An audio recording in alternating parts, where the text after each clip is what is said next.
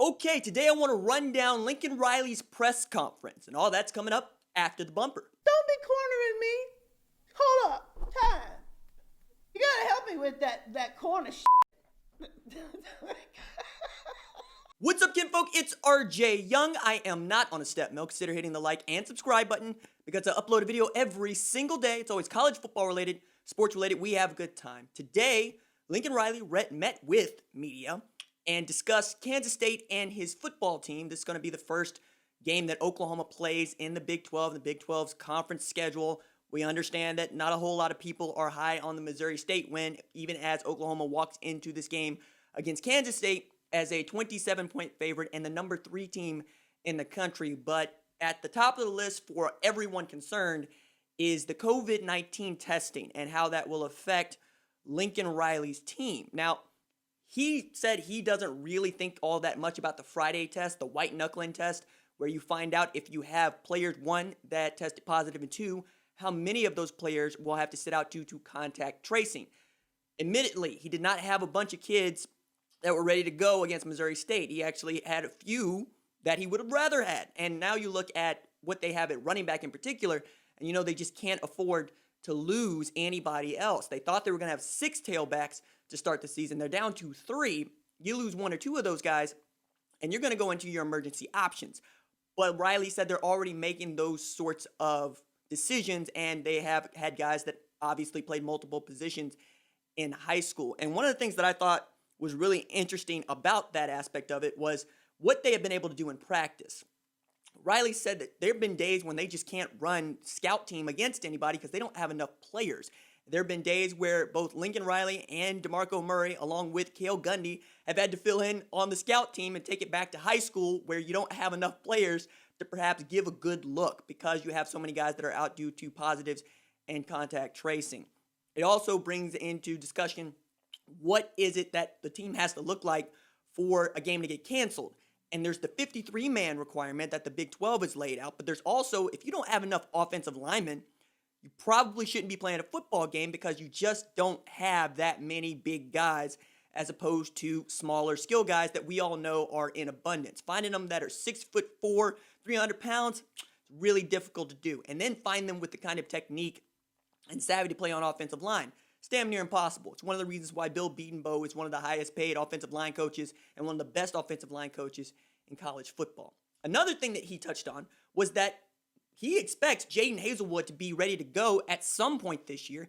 He did not put a game on it or a date on it, but that's really great news, seeing as Haselwood suffered an ACL injury during quarantine and has since worked his way back into great rehab and perhaps even getting on the field later. Same thing is said about Theo Howard. This guy that blew out his Achilles tendon before he got to Oklahoma, had surgery on it, and has returned to the fold in such a way that Riley has said it's remarkable how everybody has done their job in this. His doctor did a good job. The physical therapists have done a great job. And Theo himself has busted his rear. And they saw some things on his tape at UCLA that they asked him to fix. And he has fixed them. So getting him back is also going to be a tremendous deal for Oklahoma, as you get to add him with a guy like Marvin Mims, who admittedly we were wondering, how does a 4.75 40 guy end up as the dominant punt returner as a true freshman at Oklahoma?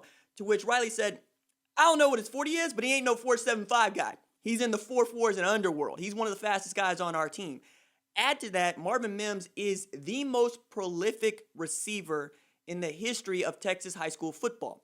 He also owns the national single-season record for receiving yards with 2,629. Marvin Mims is a star and a bright star, double entendre there, in that he was committed to play at Stanford. He has those kinds of grades. When I spoke with him last December, he said he's going to major in mechanical engineering at Oklahoma, and he hadn't even thought about going to the NFL. He thought about going back home, getting married, getting a job. Tremendously humble kid who is going to have one hell of a career and probably have the NFL knocking on his door.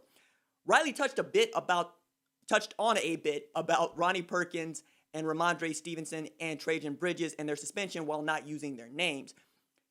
He said he's not so much concerned about when those guys get back.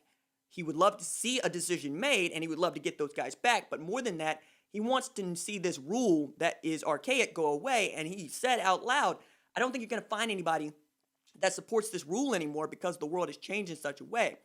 As we understand it through reporting, they were popped for a positive marijuana test.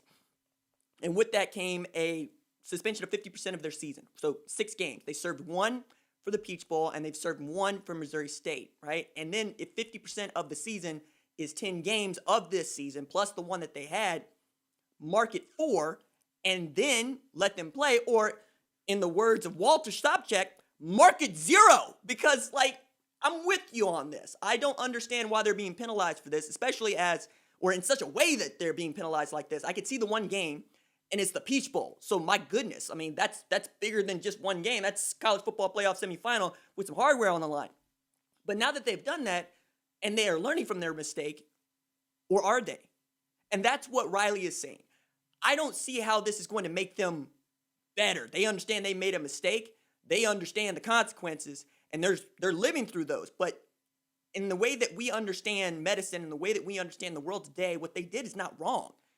And not having any movement whatsoever on this from the NCAA is beginning to be really frustrating for everyone involved, along with the NCAA's decision to extend the dead period through December. And talking with some assistant coaches and talking with quality control assistants, I can't find anybody who understands why the dead period was extended through December. And Riley said he was shocked by it in talking with his peers about it because people are moving around.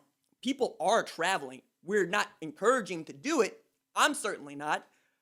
But I can understand why you would say, look, if we're going to have fans in the stands, why the hell can't we have players with us and their families in the stands? Why can't we come up with a way for them to see these universities? Because that's a really big part of the recruiting process. You got to see it. You got to feel it. You got to talk to people.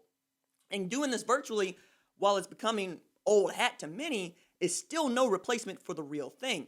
And I can understand why Riley, who prizes himself as a great recruiter, feels kind of hamstrung. He even talked about this last week in the bye week. It was very different for him not to have any place to go, for his staff not to have any place to go, for them not to be allowed to go to these high school football games to try to see some of these players and evaluate them and get to know them.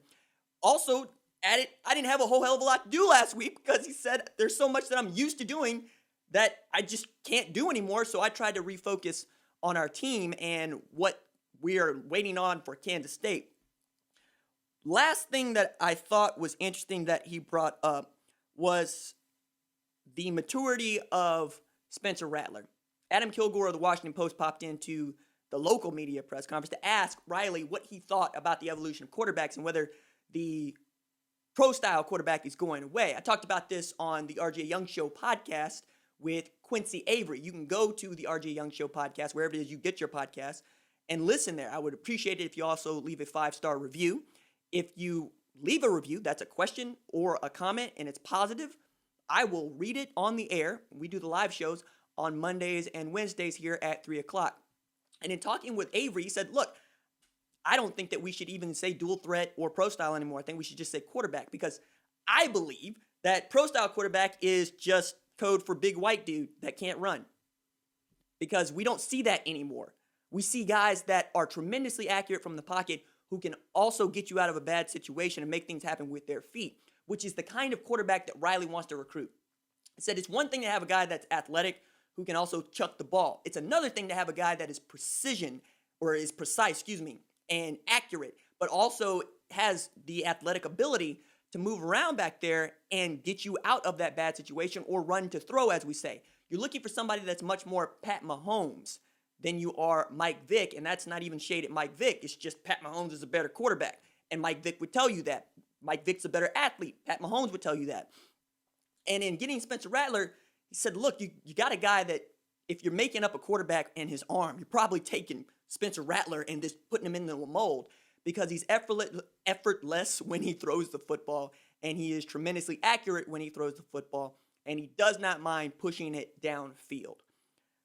We'll have more to say about this press conference because I thought there was some really good just insight there from Riley. All these press conferences do well in that space because Riley can be verbose and he treats most questions with a level of compassion that I find refreshing. Sometimes guys don't necessarily get the question out in just the manner that they wanted to get it out, but Riley picks it up and takes it somewhere that you would want him to take it and go. And I appreciate that. All right, that's it for me. Deuce.